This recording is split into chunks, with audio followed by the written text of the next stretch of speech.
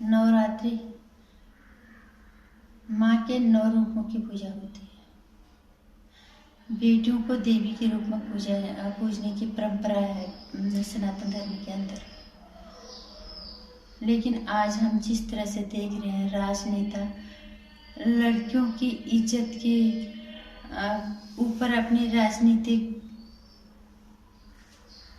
फायदा उठाने की कोशिश कर रहे हैं। इससे ज्यादा घटिया स्तर राजनीति का मुझे नहीं लगता भविष्य में भी होगा। नमस्कार, स्वागत है आपके मेरे चैनल नंदिनी जीवन में। मैं हूं नंदिनी। जिस तरह से आज देश के हालात हो गए, किसी को मार देना, किसी को लूट लेना, किसी की सीट छीन देना, ये एक अलग मुद्दा था। ये चलो सभी को लगता है कि चलो राजनीति में ही होता है, लेकिन ये कितना शर्मनाक है कि हमारे सनातन संस्कृति में जहाँ लड़कियों को पूजा जाता है, उसी देश की बेटियों की इज्जत के जरिए अपनी राजनीति सत्ता जमाना चाहते हैं इस देश के नेता। हर तरह के नेता, कोई हर पार्टी का, चाहे वो बीजेपी हो, चाहे वो कांग्रेस हो, चाहे समाजवादी पार्टी हो या बहुजन समाज पार्टी हो, कोई ये नहीं कह रहा कि ये बेटी है, हमें इसकी इज्जत बचानी है। उन्हें ये है कि हम इसका श्रेय लें, अगली बार हमें वोट मिलेंगे। बेहद शर्मनाक स्थिति में आ गया भारतीय राजनीति और सनातन धर्म के लिए से ज्यादा शर्म की बात क्या। और लड़की जिस तरह के हालात आज हो गए, लड़की तो यही कह रही हूँ कि काश जन्म ही ना ले। लड़कियों के साथ गैंग रेप हो रहा, हर दिन हो रहा है। हर दिन कहीं ना कहीं किसी न किसी राज्य में हो रहा है। और नेताओं का काम क्या है? हर पार्टी का नेता, कोई नेता उसकी पार्टी दूसरे जो विपक्षी पार्टी की जो जहाँ सरकार होती है वहाँ जाते हैं, वहाँ से देखते हैं कि किस लड़की के साथ आज बलात्कार हो गया, तो उसका मुद्दा हम उठाएंगे और ताकि उसका श्रेय हमें मिले आने वाले वोट में, आने वाले चुनाव में। इससे ज्यादा शर्मनाक क्या हो सकता है? राहुल गांधी न राजस्थान के बारे में बोलते हैं, ना वो तीसरा सिलेंडर के बारे में बोलते हैं, ना वो 15 अगस्त से पहले जो लड़की के साथ दिल्ली में होता है उसके लिए बोलते हैं। वो कहीं पे किसी के लिए कुछ नहीं पढ़ते। वो सिर्फ हाथरस के पीछे इसलिए पढ़े हैं कि यूपी में 2022 में शायद वहाँ पे चुनाव आने वाले हैं, वो इसलिए हाथरस के पीछे पड़े हुए हैं। बीजेपी के नेता जो है राजस्थान की लड़कियों के ऊपर पड़े रहते हैं कि उनकी इज्जत के साथ ये हो गया, वहाँ पे ये हो गया। किसी ने ये सोचा? वो किसी राज्य की नहीं, किसी धर्म की नहीं, किसी सरकार की, किसी राजनीतिक पार्टी की धरोहर नहीं है। वो इस देश की बेटी है। वो हम मिल के सब उन लोगों को के खिलाफ आवाज उठाएं, उन लोगों को मिल के सजा देने के लिए आवाज उठाएं। एक बेटी की इज्जत के ऊपर जब तुम राजनीति का फायदा उठाने की कोशिश करोगे ना, ये देश तो डूब ही जाएगा। तुम लोग तो सनातन धर्म को सिर्फ अपनी राजनीतिक फायदे के लिए इस्तेमाल करते हो, लेकिन इस देश में सनातन धर्म का अगर यहाँ पे जरा सा भी वो होगा तो ये सनातन धर्म का अपमान, इस सनातन धर्म की बेइज्जती ही आपको एक दिन ले डूबेगी बहुत अच्छे से।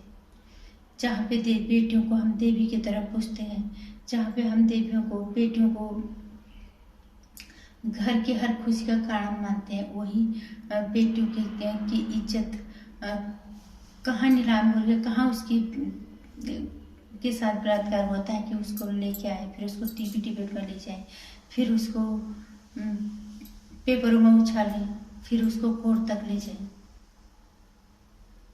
फिर इस ताक पे लगे रहते हैं कि बस जिस पार्टी की जीत हो जाए, जिसके पक्ष में बात आ जाए, तो फिर वो पार्टी को अगली बार कोर्ट में जानी चाहिए। इससे तो हम यही कहेंगे कि बेटी शायद कोख में ही मर जाए तो ज्यादा अच्छा है, कम से कम उसको नरक ना झेलना पड़े। जिस तरह से इस देश के नेता हो गए, इस देश के नेताओं को हम अपनी सुरक्षा की जिम्मेदारी देते हैं, इनको चुन के वहां तक भेजते हैं, और फिर हमारे देश की बेटियों की इज्जत के ऊपर कि बलात्कार के ऊपर अपना श्रेय लेना चाहते हैं, फिर ये सत्ता मारना चाहते हैं। इससे ज़्यादा घटिया स्तर राजनीति का मुझे नहीं लगता कभी हो। इससे घटिया स्तर कुछ है ही नहीं। जिस देश में बेटियों को देवी की तरफ पूजने की परंपरा भी है और दूसरी तरफ उन्हीं बेटियों के बलात्कार के बाद उनकी और बेइज्जती कर दी जाती है, हर जगह जाके हर तरह का डिबेट करके फिर वो राजनीतिक फायदा उठाने की कोशिश करते हैं। एक बार के लिए हम मान लेते किसी बेटी के साथ दहेज के लिए प्रताड़ित कर दिया, घरेलू हिंसा के साथ होगी, लेकिन 10 भेड़िए मिल के इस लड़की को नोचते हैं, उसके आत्महत्या को नोच जाते हैं और वो अगर जिंदा रहती भी है वो तब भी मर जाती है, लेकिन ज़्यादातर केस में होता है कि वो मर ही जाती है। उसके ऐसे हालत वो कर देते हैं। उसके बाद देश के नेता उसकी इज्जत के ऊपर अपनी सत्ता जमाना चाहते हैं। इससे ज़्यादा शर्मनाक और घटिया राजनीतिक स्तर भविष्य में भी नहीं होगा, क्योंकि इससे ज़्यादा और कुछ है ही नहीं। कोई इंसान चलो आगे किसी को मार दिया, वो हम ये समझ सकते हैं कि यार चलो आज दुनिया में जो आया वो जाएगा भी, हम एक बार के लिए तसल्ली कर सकते हैं। लेकिन एक बेटी की इज्जत के ऊपर पहले इतने भेड़िया उसको नोचते हैं, फिर उसको या तो मार दिया जाता है या अगर जिंदा भी रहते हैं वो जीते जी जो है मुर्दा बन जाती है। और फिर उसकी इज्जत को हर जगह टीवी डिबेट से लेके कोर्ट कचहरी तक, सोशल मीडिया पर तक उछाला जाता है। क्या सनातन संस्कृति हमारी है। यहाँ पे मैं ये कहूँगी कि महिलाओं को अब यहाँ पे खड़े उठने की जरूरत है। हर बेटी इस देश की हमारी है, चाहे वो किसी धर्म की हो, किसी जाति की है। जहाँ पे भी गलत होता है उस लड़की के साथ खड़े हो जाओ। रेप जैसी घटना इस देश में जहाँ लड़कियों को हम पूछने की परंपरा हमारे देश में है, वहाँ ये नेता इस कुकृत्य पे उतर आए हैं, इस इतनी घटिया मानसिकता पे उतर आए। क्या महिलाओं को जागरूक नहीं होना चाहिए? तो वक्त आ गया है महिलाओं को जागने का। बहिष्कार कर दो इनका, या तो इनको वोट देना बंद कर दो, या इन्हें कहो कि हमारे अपराधियों को हमारे हवाले कर, और या तो तुम इनको बेटियों की इज्जत को इस तरह से मत उछालो जबकि वो पहले उनकी आत्मा छलनी हो चुकी होती है, उसके बाद फिर तुम बेटियों की इज्जत को उछालने का काम करते हो।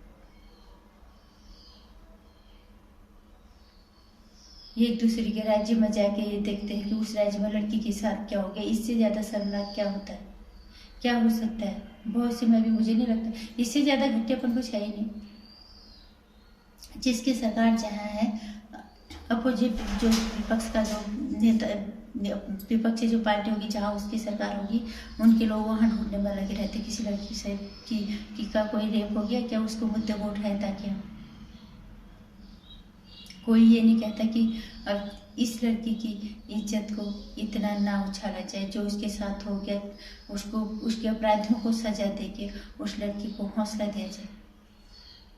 ऐसा ये नेता नहीं करेंगे। अभी इस हद तक आ गए कि बेटियों की इज्जत को राजनीति का जरिया बनाती है। नमस्कार।